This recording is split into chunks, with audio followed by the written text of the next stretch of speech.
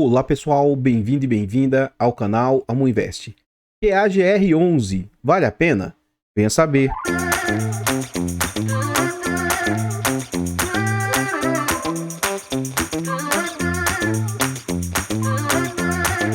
Artlist.io. Pessoal, antes de a gente saber mais a respeito desse fundo imobiliário, eu gostaria de pedir humildemente, por favor, deixa o like no vídeo e comenta para nós. E aí, você conhece esse fundo imobiliário? Sabe quem é gestor, em que ele investe, segmento de atuação?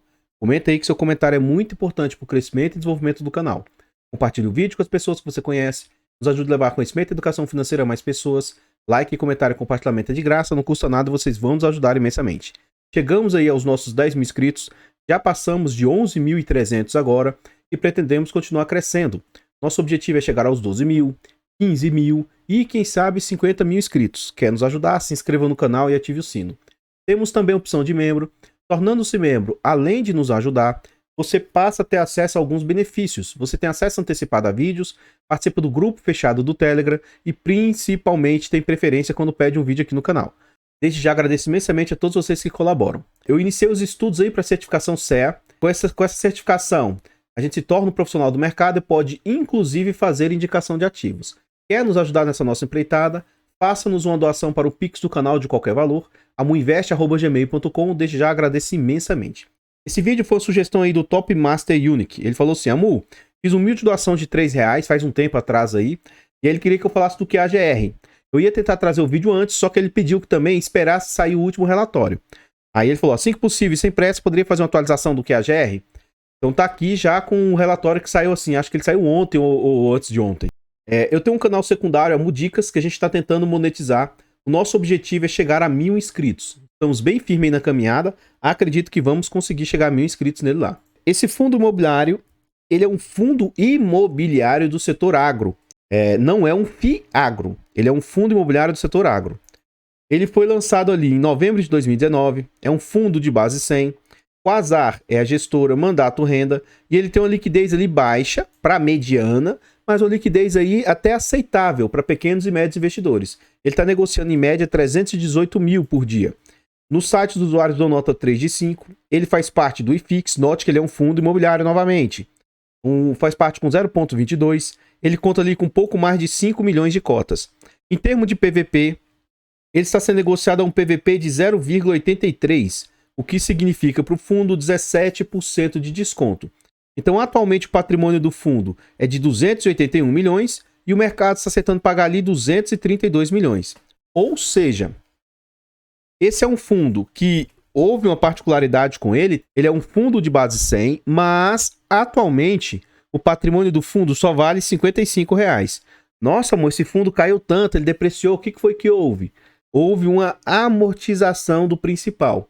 Amortizar nada mais é do que devolver parte do dinheiro para o cotista. Então esse fundo fez uma captação lá no seu início, não conseguiu alocar todo o dinheiro, ficou com o dinheiro parado em caixa durante um bom tempo, e aí os cotistas, de forma indignada, protestaram, reclamaram, e a gestão optou por devolver o dinheiro que eles não estavam conseguindo alocar. Então era para ele ter um patrimônio maior alocado e eles devolveram o dinheiro. Então de R$100 que era para ser o fundo, ele é um fundo hoje de base 50 mais ou menos. De 55 que ele vale, ele está sendo negociado a 46. Tendo julho como referência, é um fundo ali que conta com pouco mais de 25 mil cotistas. Nesse próximo slide aqui a gente vê as negociações do fundo, inclusive, você pode ver que eu não trouxe os últimos 5 anos, tá? Que eu costumo trazer aqui, para ele pegar o histórico máximo do fundo. Eu trouxe só a partir de fevereiro de 2022 para cá, justamente para não pegar a distorção. Porque se eu trouxesse apenas os últimos 5 anos, o gráfico ia estar assim, ó.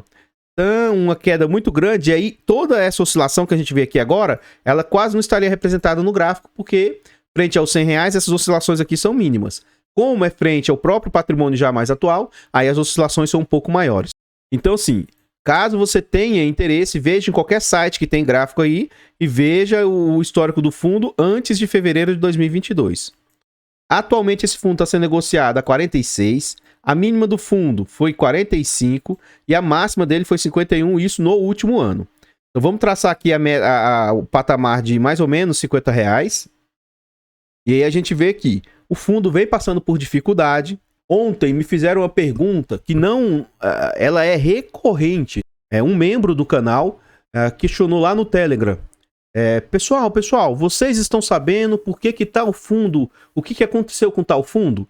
Aí era um fundo do setor logístico. Antes de sequer olhar o fundo, rapidamente eu postei para ele e até dei essa dica, para mais pessoas interessadas, né? Antes de você olhar se um ativo está subindo ou se um ativo está caindo e se preocupar com ele, olhe para o cenário. Então, o ativo que ele falou estava subindo. Aí eu fui e postei mais uns 8 aleatórios que eu lembrava de cabeça. 8 fundos do mesmo setor, todos estavam subindo. Então, ó, quando acontece algo, veja se não é um cenário macro, se não é um cenário específico daquele fundo. Então, o que a GR está sofrendo? Tá, mas é todo o mercado imobiliário que estava sofrendo. Esse fundo saiu de patamares a R$ 49,00 mais ou menos e teve uma queda durante o período aí. Nesse ano aí, todo o mercado sofreu um pouco, né? E aí ele ficou ali estabilizado, mais ou menos a R$ 46,00. Teve uma breve tentativa de recuperação, orbitando mais ou menos entre R$ 48,00 e R$ 47,00. E agora voltou novamente ao patamar de 46. Chegou até agora, dia 2 de agosto, bem recente. Chegou a bater R$ 45,00. E agora, ó, nessa última semana, alguns fundos imobiliários estão com essa tendência de alta. Principalmente fundos imobiliários mais ligados a tijolos. Esse fundo é um fiagro do setor de tijolos, um fundo imobiliário do setor de tijolos. Então agora ele está nessa alta aí, ultrapassando os R$ 46,00 de média. Aqui a gente vê as distribuições do fundo. Então a gente vê que o fundo vinha numa crescente, né, nas suas distribuições, enquanto estava alocando os recursos. Aqui foi o ápice das suas distribuições. Quando ele devolveu parte do patrimônio que não estava conseguindo alocar, ele estabilizou-se mais ou menos nesse patamar. E aí o que eu vou até mostrar isso para vocês dentro do relatório gerencial. O fundo já está conseguindo, de uma certa forma, fazer repasses aí nos seus aluguéis. Então, hoje o aluguel do fundo já está, a distribuição do fundo já está em 40 centavos. O último dividendo anunciado. Nesse próximo slide a gente vê isso que eu estou falando para vocês. Ó. O fundo vinha distribuindo 38, aumentou para 39 e agora já aumentou para 40 centavos a distribuição. Dia 1º de agosto, para pagar no dia 8 de agosto, o fundo anunciou 40 centavos, na época a cotação 45. Isso dava um yield de 0,88. Na data que eu estou gravando o vídeo, o yield cai para 0,87.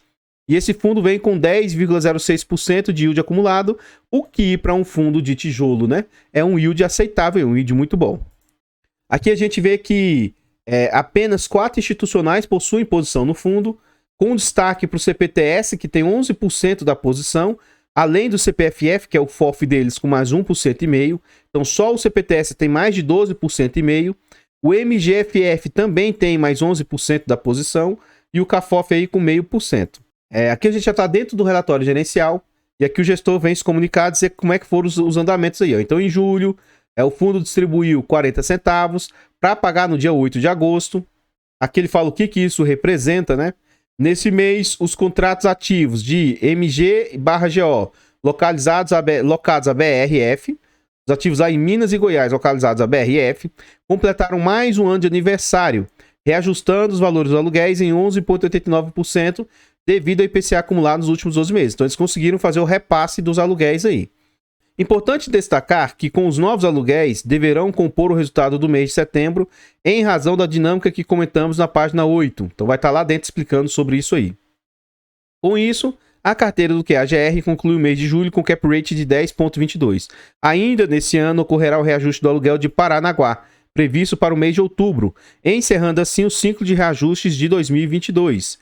Então deve vir mais um reajuste. Se reajustar em outubro, isso aqui deve pagar ou refletir provavelmente só lá para dezembro. Pode até ser que venha em novembro.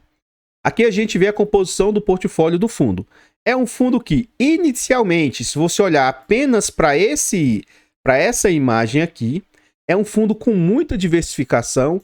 E se a gente olhasse somente para isso, seria, entre aspas, alguns ativos que representam muito para o portfólio. Então, teria algumas pequenas dependências. Esse ativo aqui, ó, representa 14%, 15%, 12%, 14%. Então, ele teria ali 4 ativos que representam muito do portfólio. Por que eu estou falando assim, se olhasse só dessa forma? Porque isso aqui, para mim, é meio que irrisório.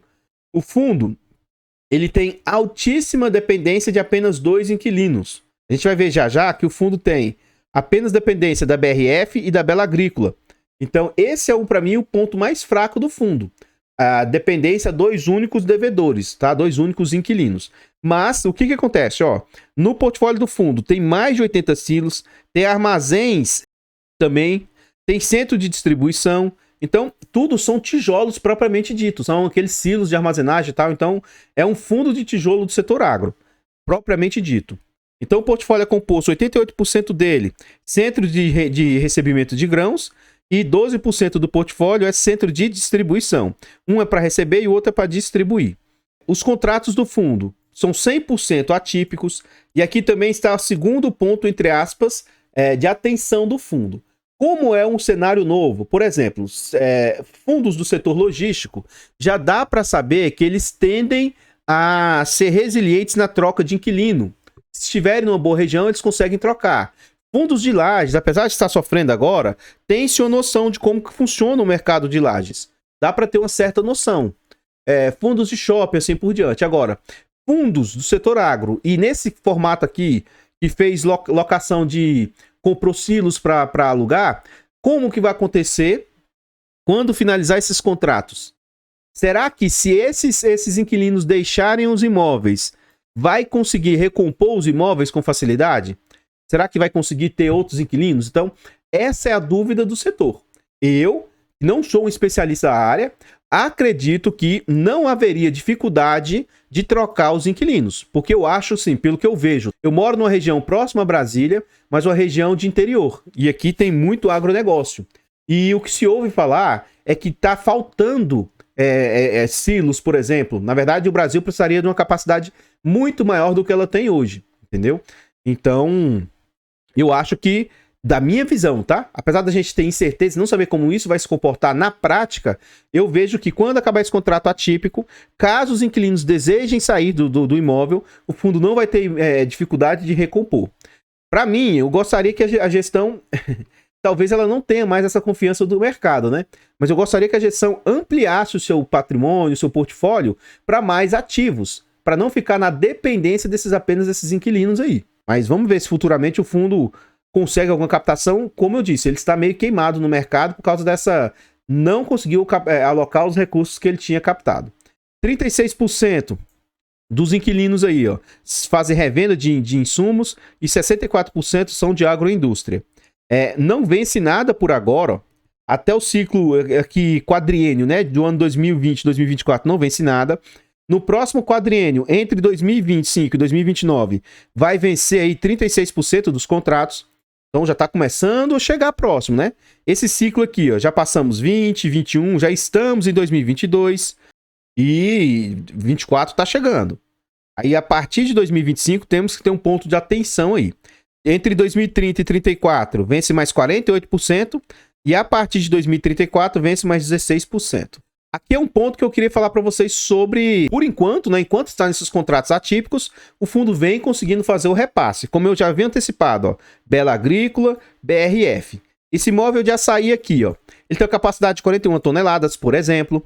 O aluguel lá, ó, aluguel inicial, R$ 139 o quilo por metro, né, um trem assim. Independentemente de a gente saber essa medida, o que importa é que de 139 atualmente já está 162. Ó, de 291 já está 339. De 138 já está 167. A gente vê que o fundo tem conseguido fazer repasse dos aluguéis aí para os imóveis, né? Então, isso me chama atenção positivamente. Mais um ponto de atenção aí, ó, é que aí a gente sabe quando que cada imóvel vai vencer o seu contrato, ó. Vai vencer em 2030, vai vencer em 2040, 2025, que são esses aqui que são os que estão para vencer agora, né? São os mais próximos. Então, interessante sobre isso aí, né? Na minha opinião, bem interessante. Aqui a gente vê a DRE do fundo. O fundo cobra 0,75% de taxa, tá? E aí vamos ver na prática o que essas taxas representam. Na minha humilde opinião, o fundo sempre deveria trazer um destrinchamento das despesas. Por quê? Será mesmo que essas despesas aqui, ó, os 412 mil, todo esse valor vai para o bolso da gestão? Na minha humilde opinião, não. Então, seria interessante se houvesse um destrinchamento das despesas para a gente saber na prática o que realmente vai para o bolso do gestor. Então, vamos ver o quanto que isso aqui representa frente ao que o fundo captou, né? Frente a esse valor aqui. Lembrando que, para mim, 15% seria o limite aceitável. Vamos ver aqui no mês e depois vamos ver no acumulado dos últimos 12 meses. O que é que esses 3.700 representa frente aos 27 milhões aí? Então vamos lá. 412 mil vezes 100, dividido por 2, 402. Então aqui, ó, em junho, as despesas estão representando 17%, salgadinha, né? Não era esse valor todo que antes as despesas representavam. Então isso aqui é um ponto ruim, na minha opinião. Mas vamos ver no acumulado dos últimos 12 meses, para ver se isso diminui. Vamos lá, 3.753, que eu vou arredondar para 3.754, vezes 100, dividido por 27.271. Então, nos últimos 12 meses, aí sim, as despesas caem para 13,76%. Mas aqui é um ponto negativo do fundo. São taxas relativamente caras, né? Então, isso aqui eu não vejo com muito bons olhos. Algo que eu sinto falta aqui no relatório do fundo é que ele trouxesse mais meses aqui sequenciais, que ele trouxesse, isso aí é todo relatório que quando não traz, tá? Se ele tem reserva acumulada, quanto que essa reserva é em centavos, tá? Ó, o fundo tem 20 centavos a atribuir, 5 centavos, 40 centavos, 80 centavos. Isso aqui seria interessante se os fundos passassem a trazer. Virando a página, aqui a gente vê os imóveis do fundo. Então, só para você ter ideia, se você não sabe o que é um silo, como que funciona, é isso, ó.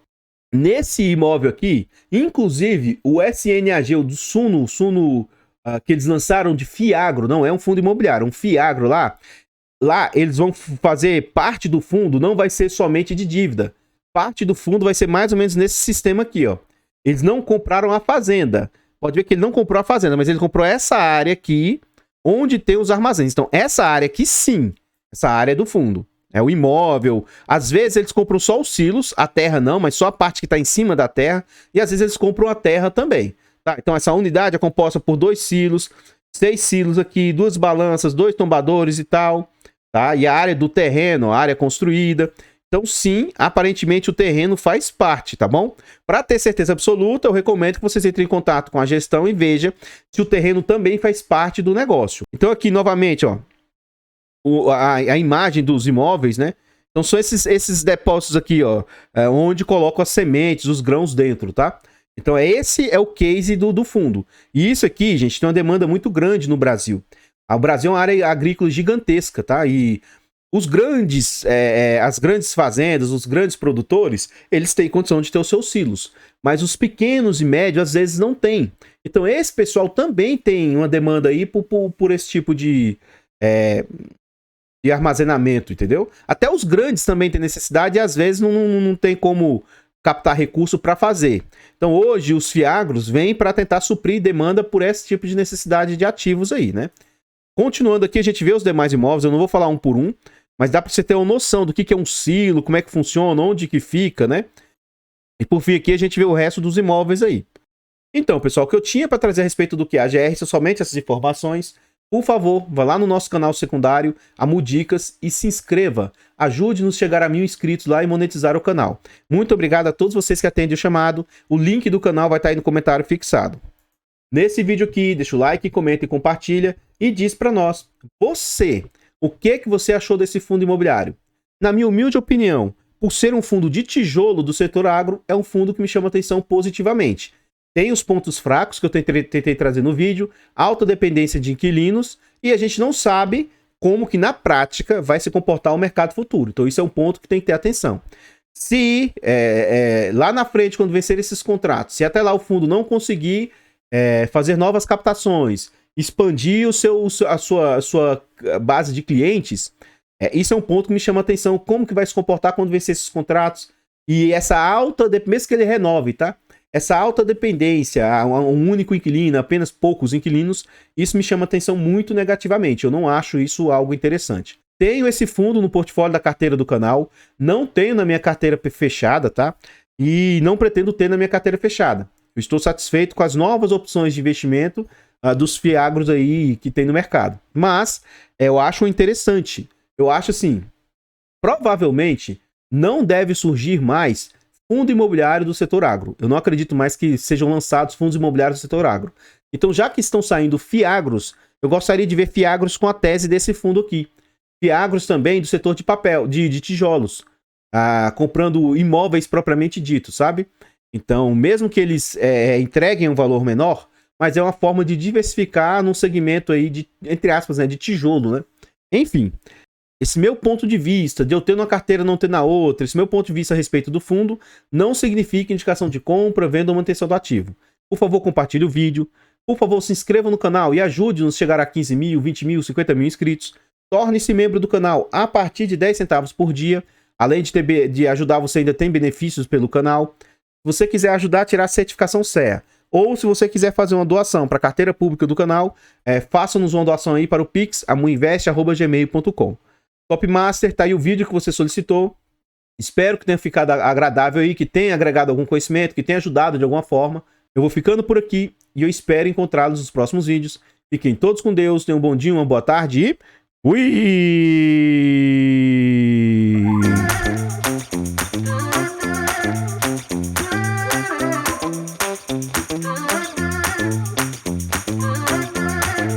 Artlist.io.